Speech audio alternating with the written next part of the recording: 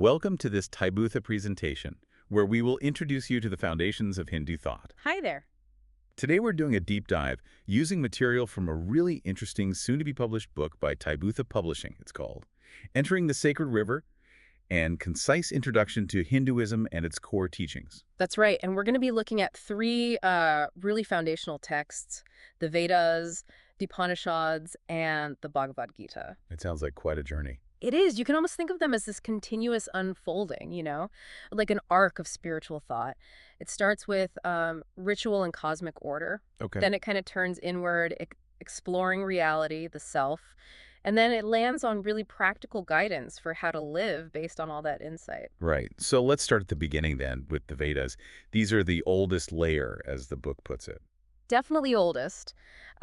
They represent that earliest phase of Hindu spiritual thinking, very focused on sacred rituals, how the cosmos works, and worshiping the divine. Sort of setting the stage, like you said. Yeah, exactly. It lays the groundwork for everything that comes after.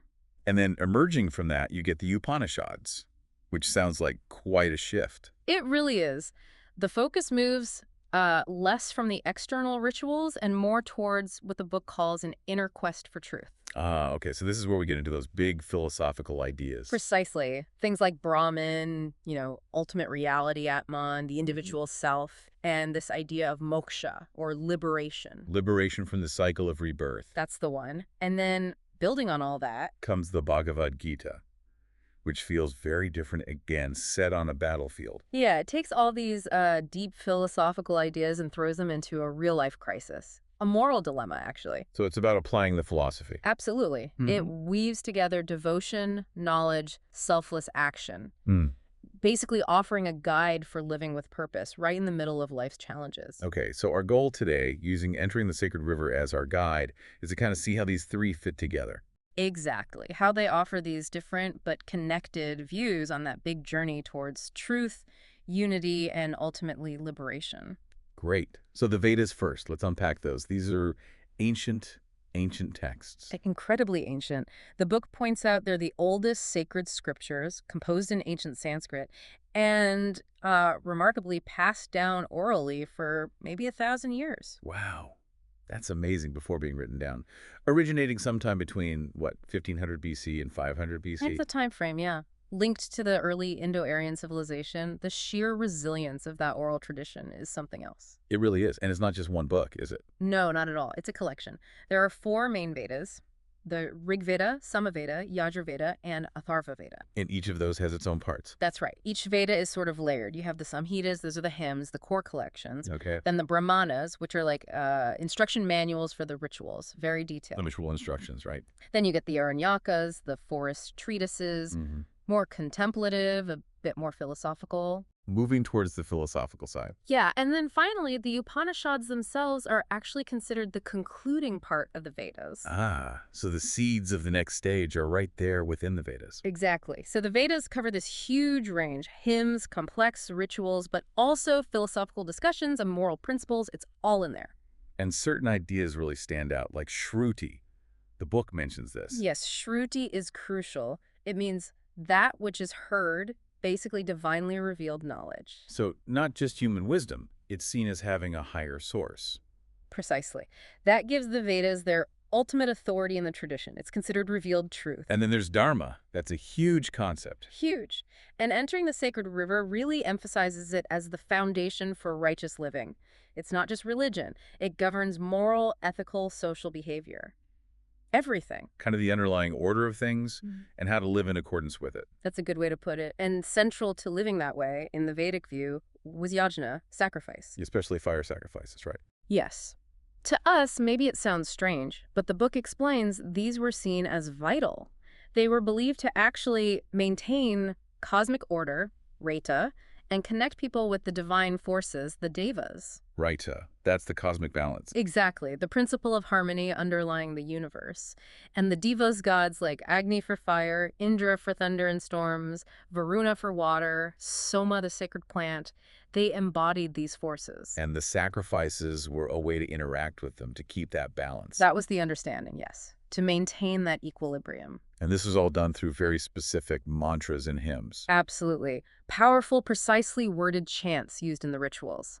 believed to invoke the gods and bring spiritual benefits. The texts have incredibly detailed instructions for it all. The offerings, the chants, even rites of passage. Yeah, It sounds like a very structured spiritual life. it was. And another significant aspect, which the source material discusses, is the early idea of Varna, the social structure. The origins of the caste system. Its roots are in the Vedas, yes. Initially described more in terms of societal roles, function, and duty. Though, of course, it became much more rigid later on. Understanding the Vedic context is important, though. And it's fascinating how, as you said, the later parts, the Aranyakas and Upanishads, were already starting to explore more philosophical ideas. Yeah, entering the sacred river points this out clearly. They were laying the groundwork for the deeper metaphysical thought that flourished later. Like the Vedas contain the potential for their own evolution. So they're really seen as this eternal knowledge, still influencing rituals and philosophy today. Definitely. They're revered as this foundational source of wisdom, shaping religious, spiritual, and social life across millennia. Their influence is still very much alive. Okay, so from that Vedic world, deeply rooted in ritual and cosmic order, we move to the Upanishads. Right, and this is where, as the book describes, the focus really shifts inward. These are also ancient Sanskrit texts, forming the basis of, well, much of Indian philosophy. Absolutely. Composed by different sages, anonymous mostly, probably between 800 and 500 BC.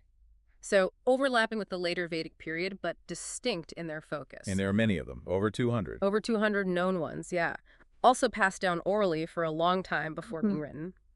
And even though they're part of the Vedas, often called Vedanta, the end of the Vedas, they dive deep into philosophy and metaphysics. Exploring the nature of reality, the self, the universe, Yeah. the really big questions. Exactly. They're seen as the culmination, the philosophical peak of the Vedas, tackling profound stuff. So what are some of the core concepts here? Brahman comes up again and again. Yes, Brahman is central. The book defines it as the ultimate reality, unchanging, infinite, the source and substance of everything. It's beyond our usual categories of space-time, cause and effect. The absolute ground of being. That's it. And then there's Atman. The individual self or soul. Right. And the really revolutionary insight of the Upanishads is the claim that Atman is Brahman. Your innermost self is identical to that ultimate universal reality. Wow, so the individual soul isn't separate, ultimately. Not fundamentally. It's like the wave in the ocean. The wave looks distinct, but its essence is still water, still ocean. That changes everything. And this relates to Maya, doesn't it? The idea of illusion. It does. Maya is the concept that this world we experience through our senses, this world of seeming separation in distinct objects, is like an illusion, or maybe better, an appearance. It makes separation seem real when underneath it's all Brahman. Exactly. It veils that ultimate unity. The classic example is mistaking a rope for a snake in dim light. The rope is real, the snake is the illusion imposed on it. Okay. And understanding this reality, or misidentifying with the illusion, has consequences.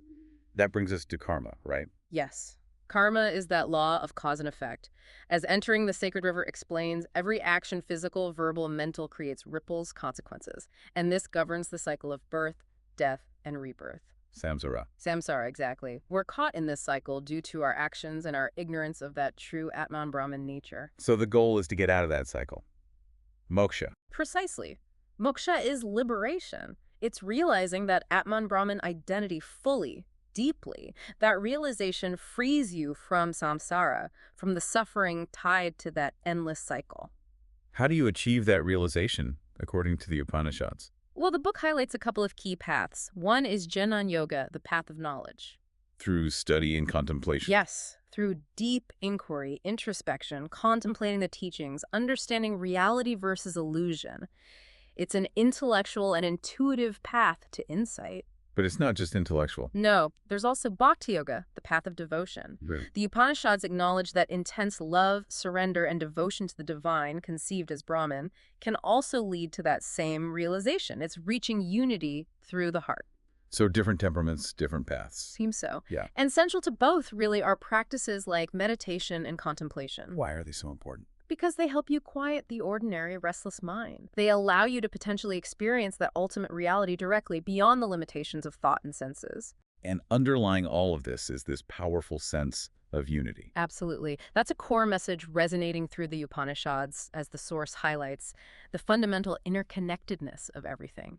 All beings share that same essence of Brahman. It's a profoundly unifying vision. They really offer these deep insights, don't they? It's clear why they've been so influential. Immensely influential. They provide this deep wellspring of spiritual wisdom that people still turn to for understanding reality and achieving self-realization. Okay, so we've gone from Vedic ritual to Upanishadic philosophy.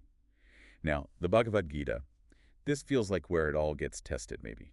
In a way, yes. It's dynamic. It's a 700-verse text, part of the massive epic, the Mahabharata, and the setting is dramatic, a battlefield, Kurukshetra. And it's a dialogue, right, between Prince Arjuna and Lord Krishna. Exactly. Arjuna is facing this terrible moral crisis he has to fight against his own relatives and teachers. He basically has a breakdown, and Krishna, acting as his charioteer, becomes his spiritual guide. And this was composed. Entering the sacred river suggests sometime between the 5th and 2nd centuries BCE. That's the likely period.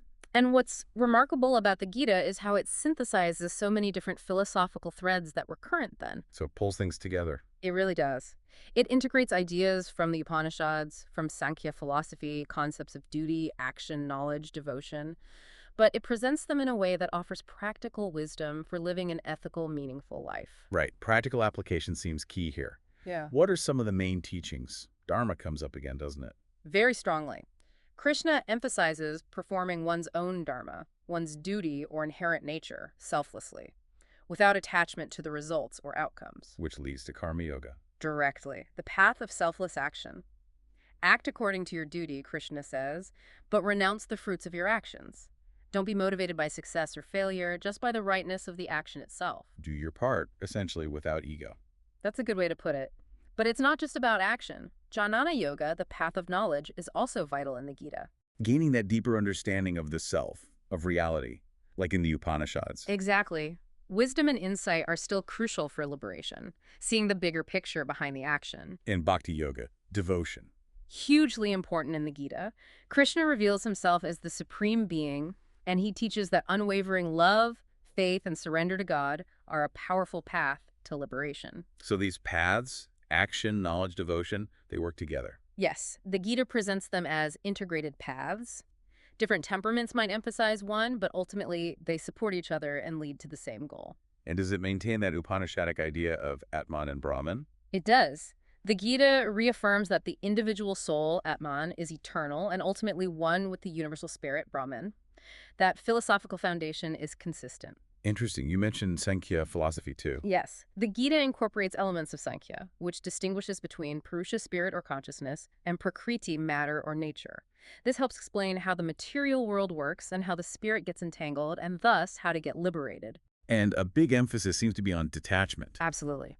Detachment from the results of actions, from worldly attachments, and cultivating equanimity, staying balanced in pleasure and pain, success and failure. That sounds incredibly difficult in practice. It is, but it's presented as essential for inner peace and spiritual progress. And like the Upanishads, the Gita talks about rebirth, samsara, and how disciplined living and spiritual insight lead to moksha, liberation. And then there's that incredible moment, the Vishvarupa. Ah, yes. Krishna's revelation of his cosmic form. It's this awe-inspiring, overwhelming vision where Arjuna sees the entire universe contained within Krishna. Demonstrating his supreme divinity. Yes, and the interconnectedness of all existence within that divinity. It's a powerful, transformative moment in the text. So the Gita really blends deep philosophy with very practical guidance for living. Exactly. That's why, as Entering the Sacred River highlights, it remains such a timeless spiritual classic. It speaks to the challenges of life with this profound blend of action, devotion, and inner realization. So wrapping up this deep dive then, we've really covered a lot of ground. We started with the Vedas, their focus on ritual, cosmic order, that initial connection with the divine. Right, the foundation. Then we moved into the Upanishads, this incredible turn inward, exploring the big questions of reality, the self, Brahman, Atman, and the path to liberation, Moksha. The philosophical core, yeah. And finally, the Bhagavad Gita, bringing those profound ideas right down into the battlefield of life, offering practical wisdom through these integrated paths of duty, knowledge, and devotion. And looking at them through the lens of Entering the Sacred River, you can really see how they provide this rich, layered understanding of Hindu thought. Each offers a unique perspective, but they're deeply interconnected in this quest for truth and freedom. Absolutely. So maybe a final thought for you listening to reflect on. How might these ancient ideas about duty, about knowing yourself, about the interconnectedness of everything we've explored in these texts, how might they offer you some insights for navigating your own life today? Yeah, that's a great question. And maybe consider which of these approaches, the structure of ritual, the deep dive into philosophy, or the path of active, devoted engagement with the world, which one resonates most with your own search for meaning right now.